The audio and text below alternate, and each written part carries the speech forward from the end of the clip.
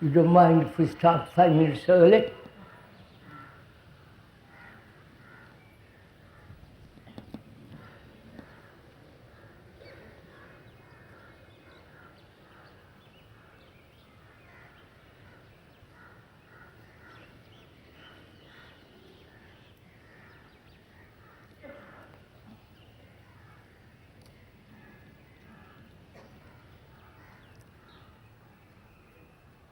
I suppose we must talk.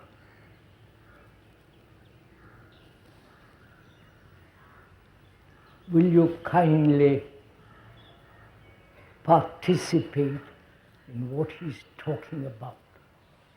Will you kindly follow, if you wish, what he's talking about?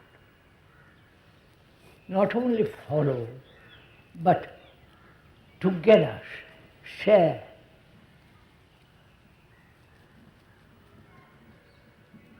I mean by participate in it, not just think about it or casually pay attention to it, but rather together going to what the speaker is going to talk about presently. One or two things must be made very clear. This is not a personality cult. Right? The speaker is an abomination of all that. To worship somebody. Because everything he's saying is contradictory if you personally worship an individual or make something into him, into a god, into all the nonsense that goes on in the world. What is important is to listen to what he has to say, share it, not only listen, but actually participate in what he's saying. You may agree or disagree, which you're perfectly right to do. But since you are here and since the speaker is here, we are talking over together. We have talked about, I forgot. We talked about life, the very complexity of life, the beginning of life. We are going together. What is life? What is the origin of all this? The earth, the marvelous earth, the lovely evening, the early morning sun, the rivers, the valleys, the mountains, and the glory of the land, which is being disseminated, spotted. So, what is the origin of all this? If you say God, then it's finished. Then you can trot along quite happily because you've solved the problem. But if you begin to question, doubt, as one should. All gods, all gurus. I don't belong to that tribe. If you begin to question all that man has put together through a long evolution of 2 million years, from the beginning of the Sumerians, and so on, the Hebrews, the ancient Egyptians, down the corridors of history, they have always asked this question: what is the beginning? What is the origin? How has all this come about? I hope you are asking that question. Don't just listen to me, to the speaker, with wide eyes, or with narrow eyes, or whatever eyes you have, but share it. Tear it to pieces. Don't please accept anything he says. He's not your guru, thank God. He is not your leader. He is not your helper. Right? So, that is the platform, that's the beginning of this talk. This very serious talk we're going to. And unless your brain is active, not just sit there and gaze, it's actually active. I'm afraid one is afraid that you won't be able to follow. Then it will be useless for a speaker and for you sit here and listen to a lot of words. But if we could, together, take a long journey, a very long journey, not in terms of time, not in terms of belief or conclusions or theories, but as we have examined very carefully the way of our lives, fear, uncertainty, insecurity, and all the inventions that man has made, including the extraordinary computers, and so on. If you take a long journey into this, where are we at the end of 2 million years? Where are we going? Not some theory, not some wretched book says, however holy it is. Where are we all going? And where have we begun? They are both related to each other. Where we are going, where we began. The beginning may be the ending. You understand? I don't know if you understand what I'm talking about. Don't agree.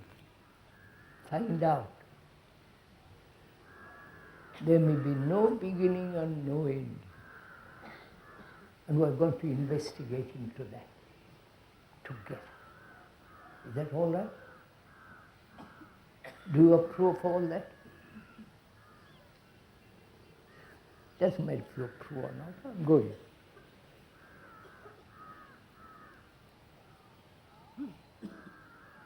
From the beginning of time, man has always thought in terms of religion. Right? The ancient Egyptians had their Isis, Osiris, and all the gods. And the ancient Hebrews, and so on, right down to present day. What is religion? You understand my question? What is religion? Why are we so inclined, or not say I don't believe in anything, but man has always sought something more than this world. They worship the stars, the suns, the moons, and their own creations. It has been a tremendous endeavor, effort, energy spent on ancient temples, mosques, and the churches, of course.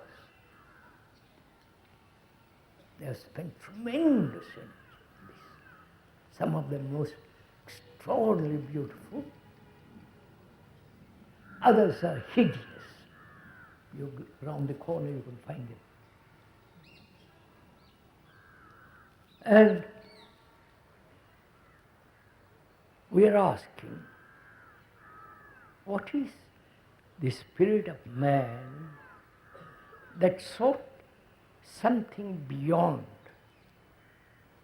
the world, the present day agony, the travail, the work, the going to the factory, to the office, and climbing the ladder of success, making money, trying to impress people, trying to command, right from top to down, right? Right? Or do you agree with me? Which is a fact, whether you agree or not. You're all seeking power in some form. They want to be at the center of things, in Delhi or here or in other places. They want to be there. But we're asking, what is religion? What is that made man spend enormous treasures or given treasures to a temple and so on? What made him do all this? Are we talking together? Yes? Yes? Somebody tell me a little bit. Gosh, you need a lot of poking, don't you? What made him do all this? What was the energy that was given to all this? Was it fear? Was it seeking a reward from heaven or hell, or whatever you like to call it? Seeking a reward. Was that the origin? Because man, as you want a reward. You want something in exchange. You pray 3 times or 5 times a day, and you hope in return some entity will give you something, from a refrigerator to a car to a better wife or better husband, or wait for grace, something that you can hope, cling to. Right? This has been the history of all religions, right? Organized. You know the temple near here called Tirupati. I'm sure you go there, but it doesn't matter.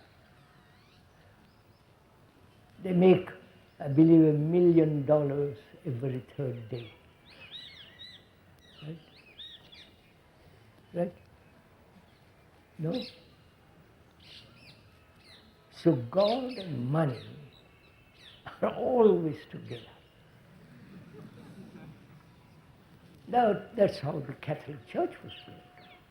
Tremendous treasures there. Extraordinarily valuable jewels and all that. So you too have it here. The various temples and all the puja and the worship and all that triviality, all that really nonsense. So we are trying to find out, inquire very, very deeply what is religion. Not obviously all this money-making stuff. Right? Do you go along with what I'm saying? Even for an hour. But afterwards you can go back to your temple, to your prayers, to your, what is called in Sanskrit, that's matter. So, we are asking, what is that which is nameless, which is the supreme intelligence, which has no relationship with all our prayers, with all our temples, mosques, churches. See, of course, that's all man-made, right? Right? All the gods, all the temples, mosques, and so on, even that, all that is man-made. No? We have built the churches, not you. You're all in the offices or somewhere else. But the builders of the ancient monuments, ancient temples, all that, all the rituals, all the strange dresses they put on, medieval dresses, to impress the people.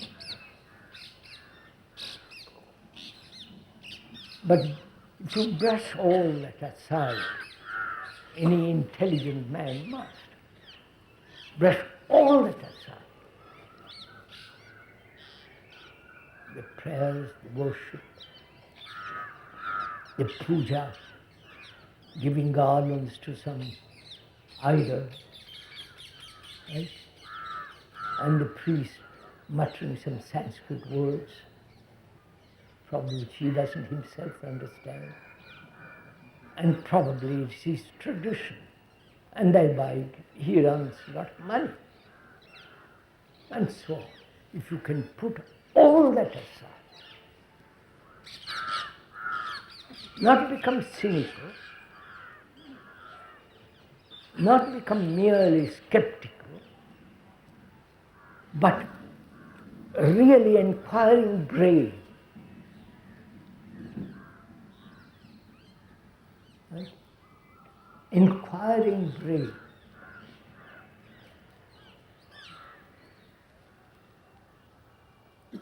Have you got such a brain?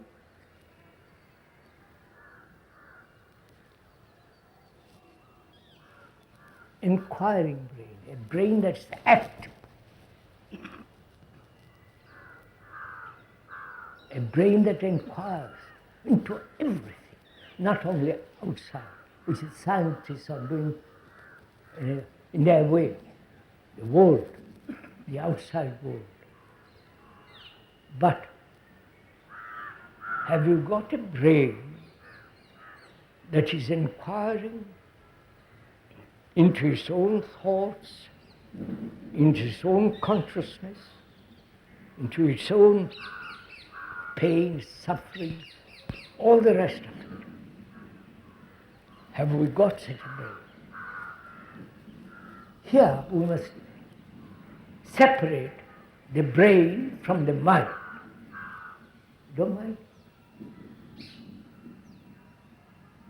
The brain is the center of all our nerves. all our knowledge,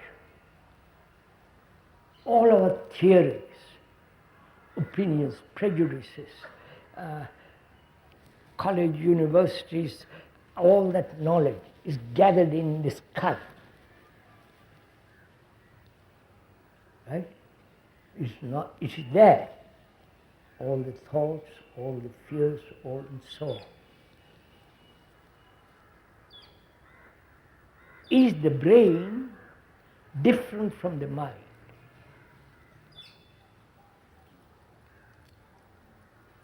Don't look at me. I'm asking you a question.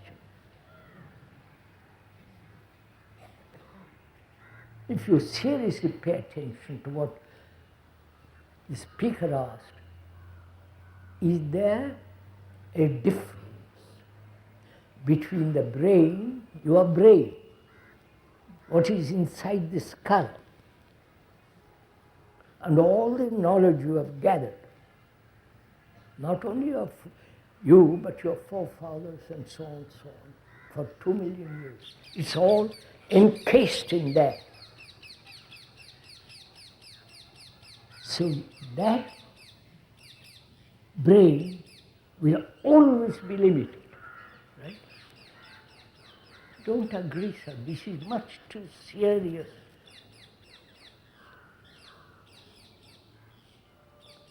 And is the mind different from this? From my consciousness, from my daily activity, from my fears, anxieties, uncertainties, sorrow, pain, and all the theories which man has gathered about everything. It's there. Right? And is the brain and the mind has no relationship with the brain, but it can communicate to the brain, but the brain cannot communicate with it. Am I making something clear for you? You understand my question? Don't agree. That's the last thing to do, agree with me. And the speaker is saying the brain is the keeper of all our consciousness, of our thoughts, of our fears, and so on and on and on. All the gods, all the theories about gods, and all the unbelievers, it's all there. Nobody can dispute that, unless you're a little bit awed. You know the word awed means a little bit.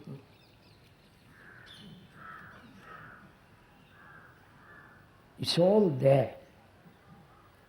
But this brain, which is conditioned by knowledge, by experience, by tradition and so on, it cannot have any communication with that thing, with that mind, which is totally outside the activity of the brain.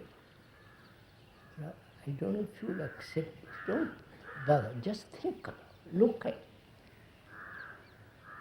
But that mind can communicate with the brain, but the brain cannot communicate with that. Because the brain can imagine infinite things. Brain can imagine the nameless. Brain can do anything. You understand? And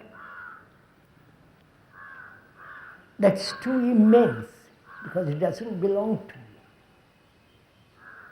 you. It's not your mind, your etc., etc.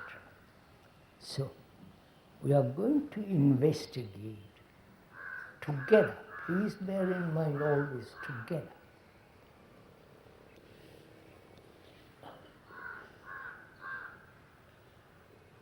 Not only the nature of religion, but also inquire into the computer. You know what the computer is? Don't you? Yes. It's a machine. It can program itself. It can bring about its own computer.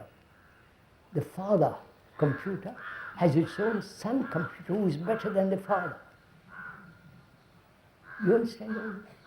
No, you don't have to accept this. It's public. It's not something secret. So watch it carefully. That computer can do almost anything that man can do. It can invent all your gods, all your theories, your rituals. It will be better at it than you will ever be. So, the computer is coming up in the world, not only in the factories, but also it's going to make your brains something different, which is, you've heard of genetic engineering? Oh God, don't you hear all these things? Huh? They are trying to, whether you like it or not, to change your whole behavior. That's genetic engineering. They are trying to change your way of thinking.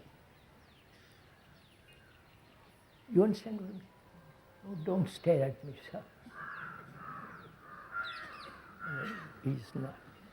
Will you go and sit somewhere else? Will you? Will you go and sit somewhere else? Because you are staring at me all the time. Sit there, sir, would you? It's only my eyes. I know, no, that's good enough. Would you sit there, sir? Good. Thank you. Will you? So, genetic engineering and the computer, right? When the two meet together, they're going to presently, in a couple of years, what are you? You understand what I'm asking? What are you as a human being? What are you? Your brains are going to be altered. Your way of behavior is going to be changed, right? They may altogether remove fear, remove sorrow, remove all your gods. They're going to, sir. Don't fool yourself. Because it all ends up either in war or in death. Right? So, this is what is happening in the world actually. Genetic engineering on one side and computer on the other. And when they meet, as they are inevitably going to meet, what are you as a human being? Actually, your brain now is a machine. You are born in India, I'm an Indian. You are encased in that. Or you are born in Russia, back again, and so on. You are a machine. Please don't be insulted. I'm not insulting. You are a machine who repeats, or says this different. Machine, like a computer. Right? Don't imagine there is something divine in you, that would be lovely. Something holy that is everlasting. The computer will say that to you too. So, what is becoming of a human being? What's becoming of you? And we have to also to inquire. It's a very serious subject. Don't agree or disagree. Just listen. You can't take part in it. What is creation? You understand my question? You understand my question at least? Creation. Not the creation of a baby, that's very simple. Or the creation of a new something or other. Invention is totally different from creation. Invention is based on knowledge, right? I can improve, the engineers can improve the jet. The improvement is based on knowledge. And the invention is also based on knowledge. So we must separate invention from creation. Will you? No, sir, don't agree what. This requires your total energy, your capacity to penetrate, not just say yes.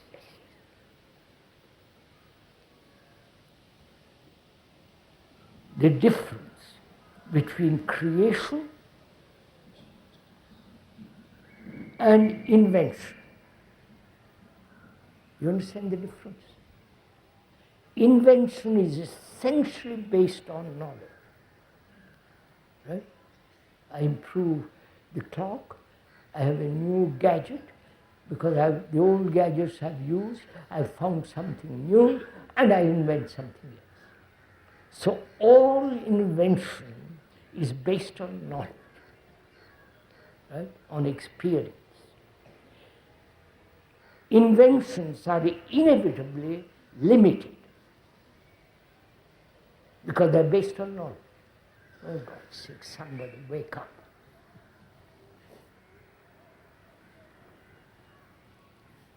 So knowledge being ever limited, inventions must always be limited. In the future they may have no jets but something else. And that will go from Delhi to Los Angeles in 2 hours. That's an invention based on previous knowledge, which has been improved step by step by step. But that's not creation, right? I get rather fed up looking at those faces which say nothing.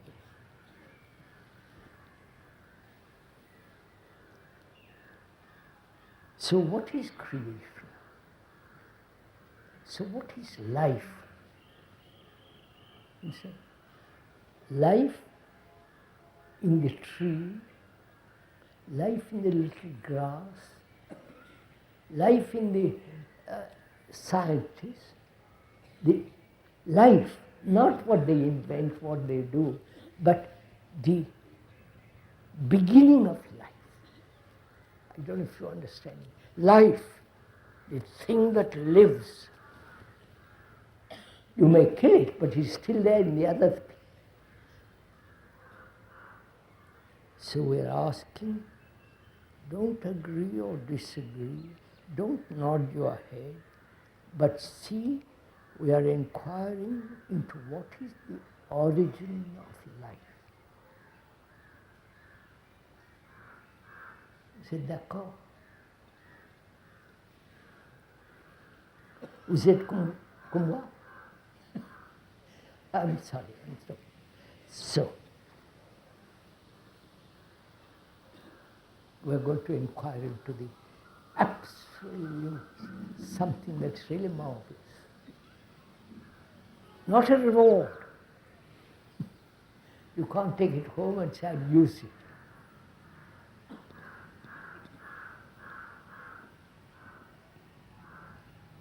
What is meditation to you?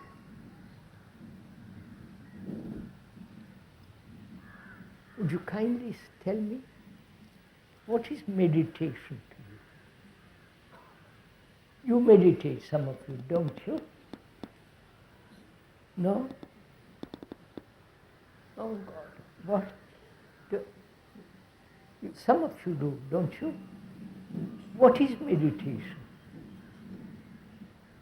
The word is a common language in the dictionary. It means to ponder over, to think over, and to concentrate, learn to concentrate on something, not let your brain wander all over the place. Right? Right? Is that what you call meditation? Be simple, Savitri. Be honest. That is what? Giving every day certain period of, and you go to your room quietly, sit down for 10 minutes, quarter an hour, meditate, right? Right? Do you agree with that, sir? No? Then what is meditation to you? Concentration? Thinking about something very noble? You can't answer all these questions. So we are going to first inquire, what is meditation? Any conscious effort to meditate, understand, is part of your discipline of the office. Because you say that if I meditate, I'll have a quiet mind, or I'll enter into another state, and so on and so on. The word meditation also means to measure. Right, sir? To measure, which means compare. My Lord. So, your meditation becomes mechanical, right? Because you are exercising energy to concentrate on a picture, an image, or an idea, and that concentration divides, right? You understand what I'm saying? Concentration is always division. No? I want to concentrate on that, but thought wanders off. Then I say, I mustn't wander off, come back. You repeat that all day long, or half an hour. And then you come off it and say, well, I meditated. And this meditation is advocated by all the gurus, by all the, lay disciples and so on and so on. And the Christian idea is, I believe in God and I'm sacrificing myself to God. You understand what I'm saying? And therefore I pray to save me. Save my soul and save my etc., etc. Is all this meditation? Tell me. I know nothing about meditation. At least not this kind. Will you tell me? Is this meditation?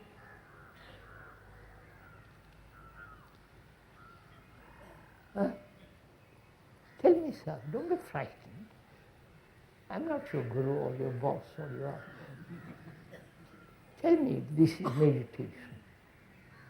It's like an achievement. Right? It's an achievement. I meditate half an hour by Jove. I feel bright. Or is there a totally different kind of meditation? Right, sir? Totally different. I'm asking you. But since you won't answer, I must answer.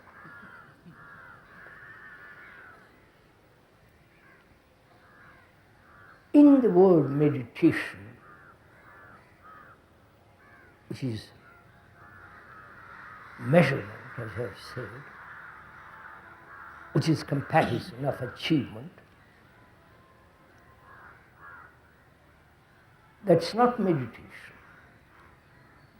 Don't accept anything the speaker says, at any price. The speaker says that's not meditation at all. That's merely a process of achievement. Right? You have been one day not able to concentrate. You take a month and say, yes, I've got it. That's like a clerk becoming a manager. Right? So, is there a different kind of meditation which is not effort, which is not measurement, which is not routine? Please pay attention to what I'm saying. Which is not mechanical. Is there a meditation in which there is no sense of comparison?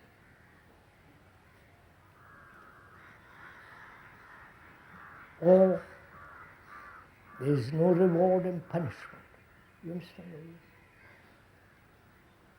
So is there any meditation which is not based on thought, which is measurement, time and all that?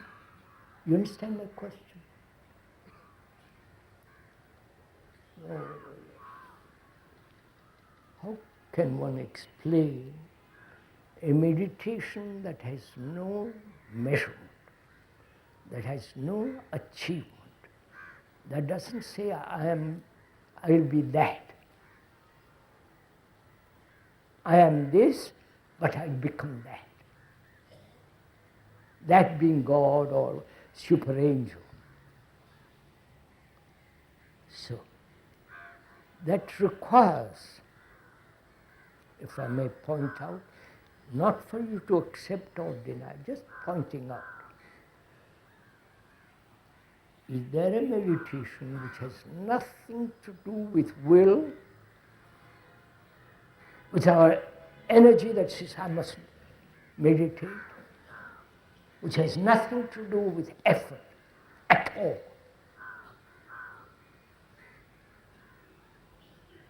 The speaker says there is. You don't have to accept it. He may be nuts. He may be talking nonsense. But he sees logically, the ordinary meditation is self-hypnosis, deceiving oneself. And when you stop deceiving, stop all that mechanical process, is there a different kind of meditation? And unfortunately, the speaker says yes. That's not for you to say, yes, I'll agree, I'll meditate. You can't get at it through effort, through giving all of your energy to something. You can't, there is no, you understand? It is something that has to be absolutely silent. Don't achieve silence now. Don't sit in meditation. Please don't do it, sir. You can't do it. First of all, begin very humbly. Very, very humbly. And therefore very gently. And therefore no pushing, driving. Say, I must do this. It requires tremendous sense of not only aloneness, but a sense of, I mustn't describe it. I mustn't describe it. Because then you will go off on descriptions. If I describe it, the description is not the real. Right? The description of the moon or of the Himalayas painted description is not the Himalayas. Right? So, we'll stop describing. It's for you to play with it, or not play with it. Go your own way and your own peculiar achievements through meditation and so on, so reward and all the rest of it. So, a meditation which is absolutely no effort, no achievement, no thinking, then the brain is quiet. You understand?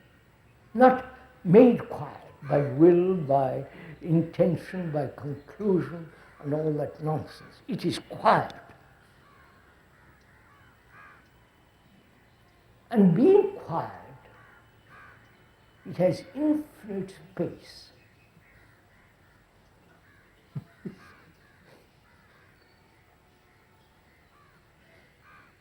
Are you waiting for me to explore? And you swallow what I explore? God, what kind of people are you? So, is your brain ever quiet? I'm asking you. Is your brain thinking, fearing, and your office work? You think about your family, what they will do, and your sons, your daughters. Thinking, which is time and thought. Is your brain ever quiet?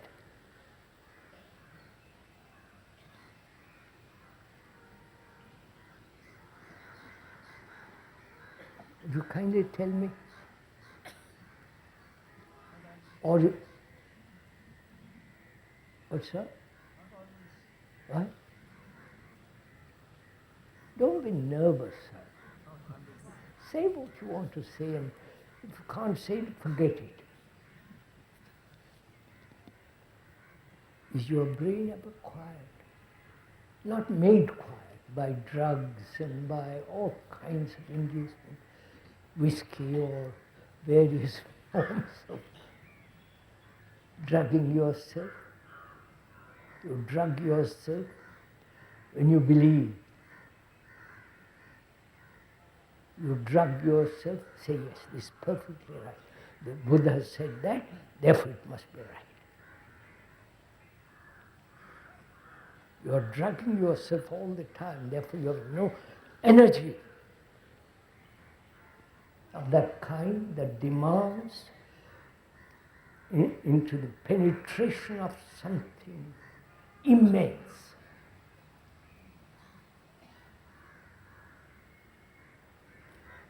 So we're going now back to find out what is creation. You understand? What is creation? Because which has nothing to do with invention, that's gone. So what is the creation, the origin, the beginning? What is life?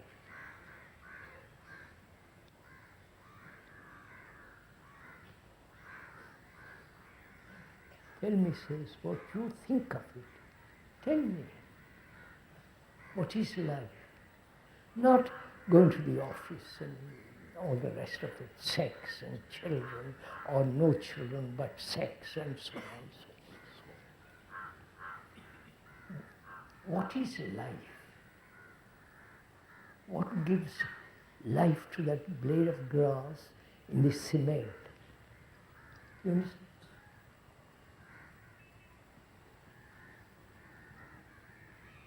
What is life in us?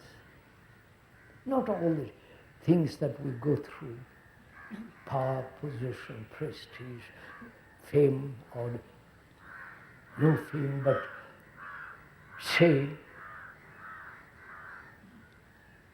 So, that's not life.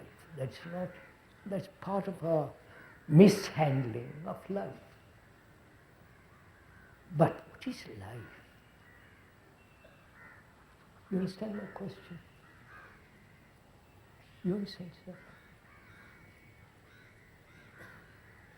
Why have you listened to me? What makes you, if you are listening at all, listen to the man? What is the motive behind your listening? What do you want? What's your desire? Behind the desire, there is a motive. Right?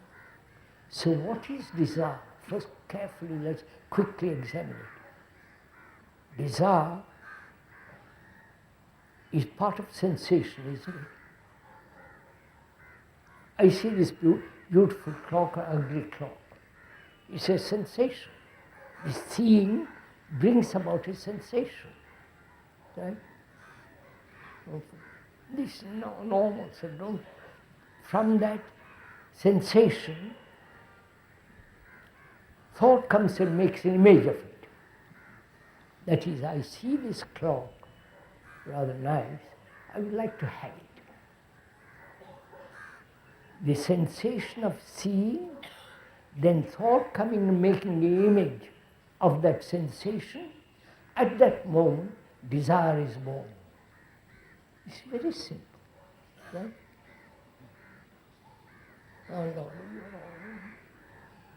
So,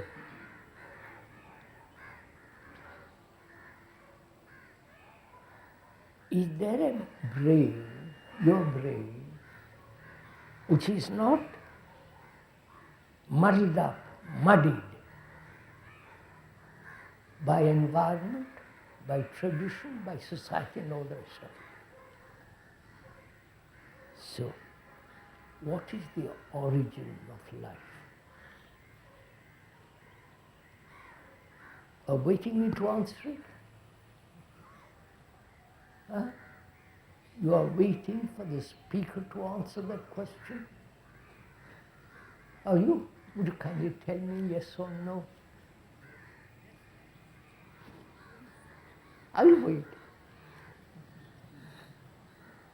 And if you tell me, then I'll go on. This is much too a serious subject for you to play with. Because we are trying to inquire into something that has no name, no end. I can kill that bird, there is another bird. I can't kill all birds. There are too many of them in the world. So we are inquiring into what makes a bird. What is creation behind all this?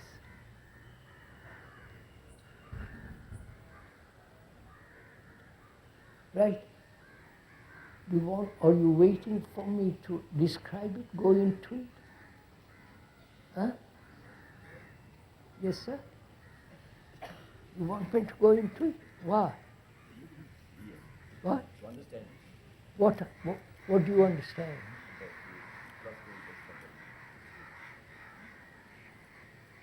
Through your brain? What? What is even creation? What is? Creation. Why did you ask that? Because I asked. You see again your... Sorry, sir. No description fits, can ever describe the origin.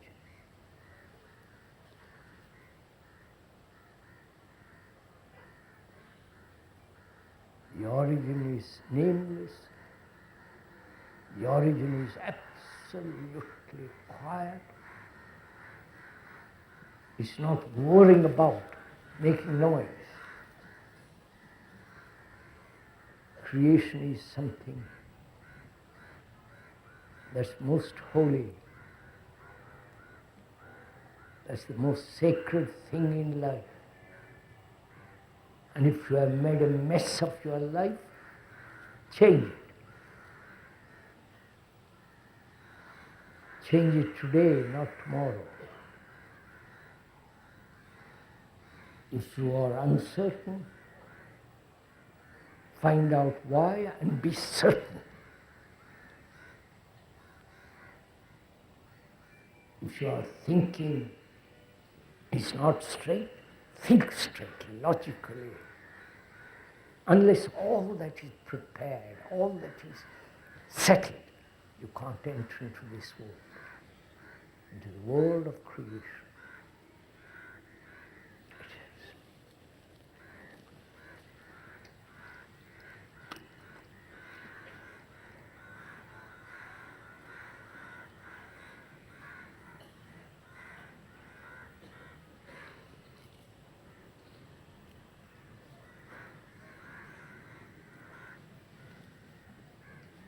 This is the last talk.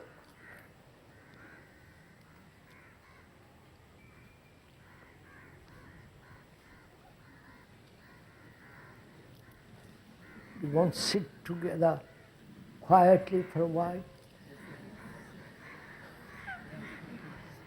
All right, just sit quietly for a while.